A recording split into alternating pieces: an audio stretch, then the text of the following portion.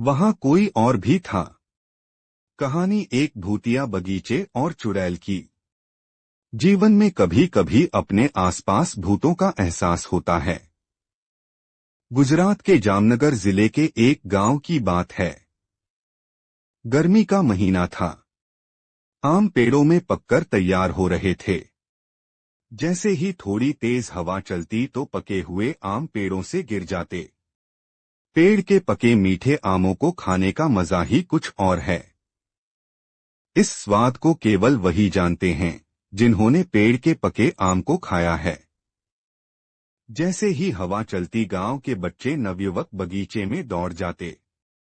गांव और बागीचे के बीच हनुमान जी का बड़ा सा मंदिर था। वहां विधिवत रूप से पूजा होती थी। आसपास के क्षेत्र में इस मंदिर की बहुत मान्यता भी थी। आमतौर पर गांव में रहने वाले सभी निवासी एक दूसरे के रिश्तेदार ही थे।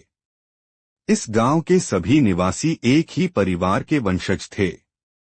आम का बगीचा।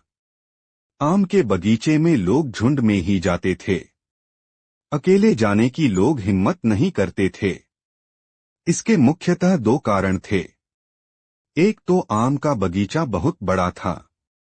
उस बगीचे में करीब आम के 150 पेड़ थे। गांव के पास में ही जंगल भी था। इसलिए जंगल में थोड़ी ही दूर जाने पर जंगली जानवरों का खतरा लगने लगता था। दूसरा, बहुत से लोगों को वहां डरावने एहसास हुए थे। गांव के लोगों का मानना था कि आम का बगीचा भूतिया है। बुजुर्गों का मानना था कि बगीचे में भूत और चुड़ैल रहती है। परंतु आम के लालच में लोग फिर भी जाते थे। कुछ तो इन बातों को अफवाह भी मानते थे। मौसम ने ली अंगड़ाई। एक बार की बात है। रात के लगभग 1 बज रहे थे। पूरे गांव में सन्नाटा था। लगभग पूरा गांव सो रहा था। गर्मियों के समय में प्रायः सभी लोग आंगन में ही खटिया लगाकर सोया करते थे। अचानक से मौसम में बदलाव हुआ। हवाएं जोर से चलने लगी। कुछ लोगों की नींद खुली। उनका ध्यान आम पर गया। बालक बालिकाओं को रात के समय घर से बाहर जाने की अनुमति नहीं थी। परंतु युवाओं पर ऐसी कोई रोक नहीं थी। जैसे ही आंधी चली, जगे हुए युवक युवतियां भूतिया बगीचा की ओर दौड़ पड़े। वहां कोई नहीं था। जब कालू वहां पहुंचा तो देखता है उसके चचेरे भाई बहन वहां पहले से आम चुन रहे हैं। यह देख वह बगीचे में थोड़ा आगे जाकर आम चुनने लगा। तभी उसकी एक चचेरी बहन भी उसके पास आकर आम चुनने लगी। वह जब तक 2-4 आम चुनता वह आगे के लगभग 7 से 8 आम चुन लेती। तभी खींचकर कालू कहता है, वनिता दीदी, मैं जहां आम चुन रहा हूं वहीं क्यों आ गई हो? आगे जाकर चुनो। तभी वनिता ने पीछे से आवाज लगाई, कालू, मैं तो यहां हूं।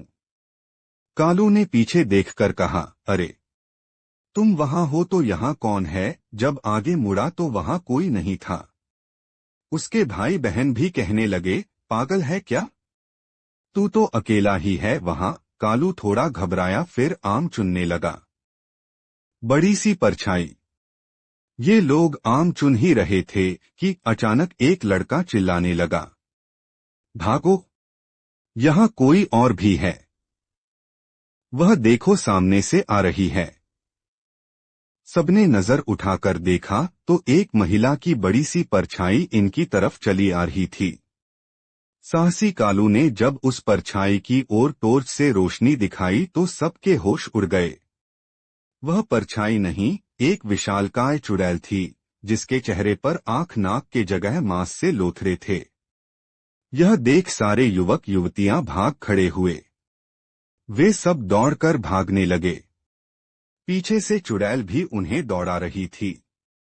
जैसे ही सबने मंदिर पार किया तो चुड़ैल वापस बगीचे में चली गई। तब जाकर उनकी जान में जान आई। आज तो मौत के मुंह से ही निकलकर आ रहे थे। आम के लालच ने सबको जोखिम में डाल दिया था।